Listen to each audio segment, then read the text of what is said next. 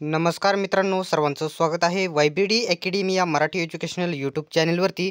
मित्रांनो, सकाळी नागपूर महानगरपालिकेची जी शॉर्ट जाहिरात होती प्रसिद्ध झालेली होती आणि आता पूर्णच्या पूर्ण जाहिरात त्यांनी प्रसिद्ध केलेली आहे. आजच्या व्हिडिओमध्ये या जाहिरातीबद्दल संपूर्ण चर्चा करणार आहोत.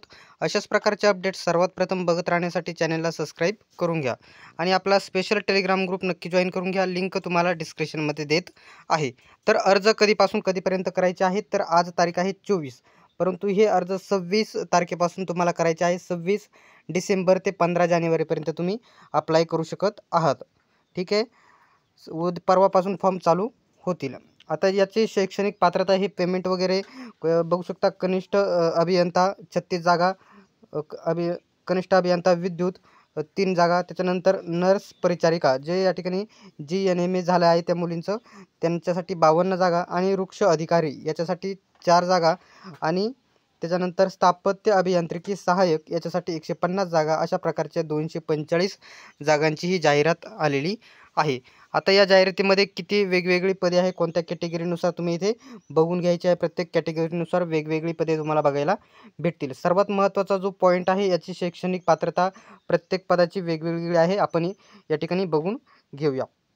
जे पहिलं पद आहे कनिष्ठ अभियंता स्थापत्य, याच्यासाठी बघू शकता मान्यताप्राप्त विद्यापीठातील बघू शकता AICTE द्वारा बघू शकता मान्यताप्राप्त स्थापत्य अभियांत्रिकी शाखेतील किमान पदवी परीक्षा उत्तीर्ण किंवा समकक्ष अर्हताधारक असणे गरजेचे आहे, लक्षात घ्यायचं आहे.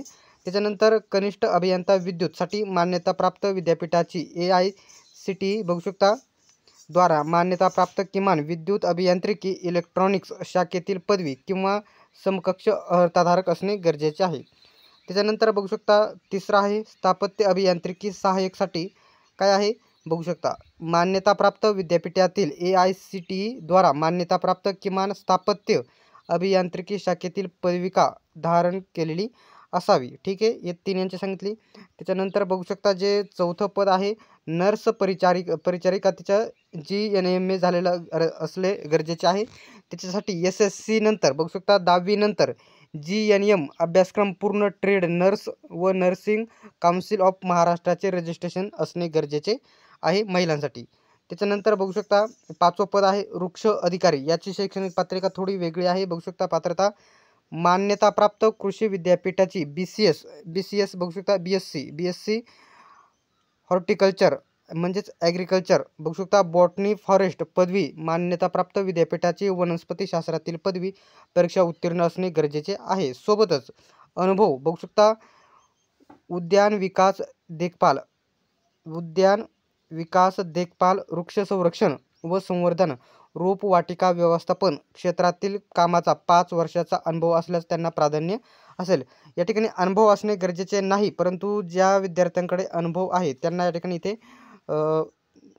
प्राधान्य दिलं जाईल. ठीक आहे, आता याच्या अभ्यासक्रमाबद्दल आपण थोडीशी खाली माहिती बघूयात. 1 मिनिट बघू शकता. आता वयाची अट काय आहे, वयाची अट काय आहे, तर सर्व पदांसाठी ही वयाची अट 18 ते 38 वर्ष आहे. 18 ते 38 वर्ष आहे, हे लक्षात घ्यायचं आहे. आणि बघू शकता मागासवर्गीय उमेदवारांना 43 वर्षापर्यंत अप्लाय करू शकत आहात. दिव्यांग 45 वर्षापर्यंत अप्लाय करू शकत आहात.